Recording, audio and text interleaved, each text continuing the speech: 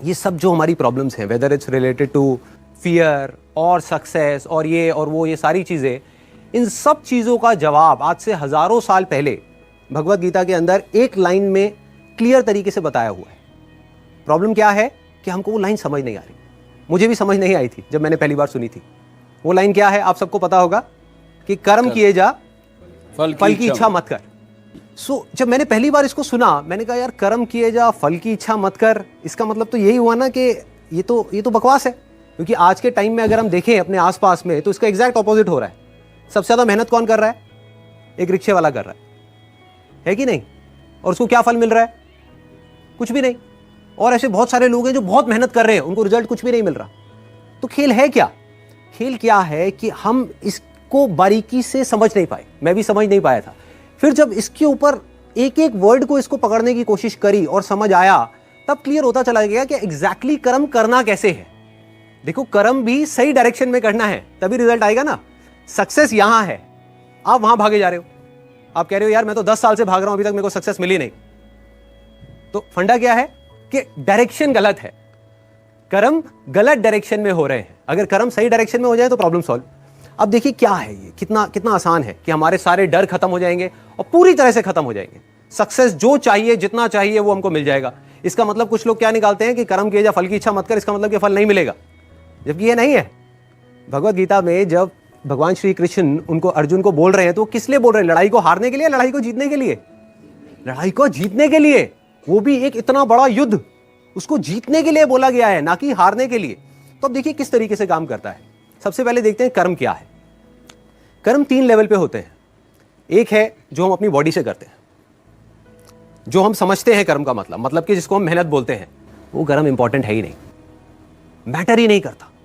मतलब अगर उसकी इंपॉर्टेंस वाइज अगर आप मुझसे पूछो out of 100, out of scale of 100, मैं कहूंगा 1% है उसकी इंपॉर्टेंस। क्या बॉडी से क्या कर रहे हो वो मैटर नहीं करता। फॉर एग्जाम्पल 2 लोग हैं, 2 लोग एक ही काम कर रहे हैं, एक जैसा काम कर रहे हैं बॉडी से, दोनों ही एक आदमी को मार रहे हैं। एक मार रहा है अपने फायदे के लिए, दूसरा मार रहा है किसी और को बचाने के लिए। तो बॉडी के लेवल पे दोनों सेम कर्म कर रहे हैं, लेकिन माइंड के लेवल पे अलग अलग कर रहे हैं। तो दूसरा कर्म का जो स्तर है वो है जो हम बोलते हैं। तीसरा है जो हम सोचते हैं। असली खेल यहां है।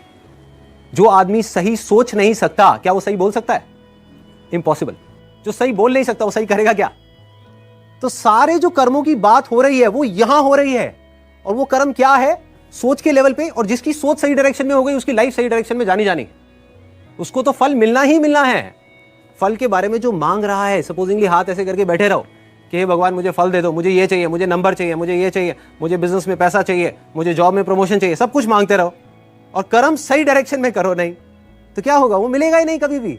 दूसरी तरफ से कुछ मत मांगो, लेकिन कर्म सही डायरेक्शन में करते चले जाओ, तो उतना मिलेगा जितना हम सब में से कोई सपने में भी नहीं सोच सकता।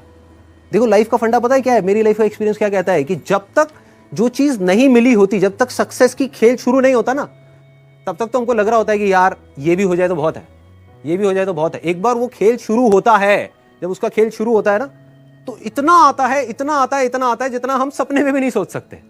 समझ ही नहीं आता कहां से कैसे कैसे आ रहा है। बस कर्म सही डायरेक्शन में होने चाहिए। अब वो सही डायरेक्शन में कैसे होंगे?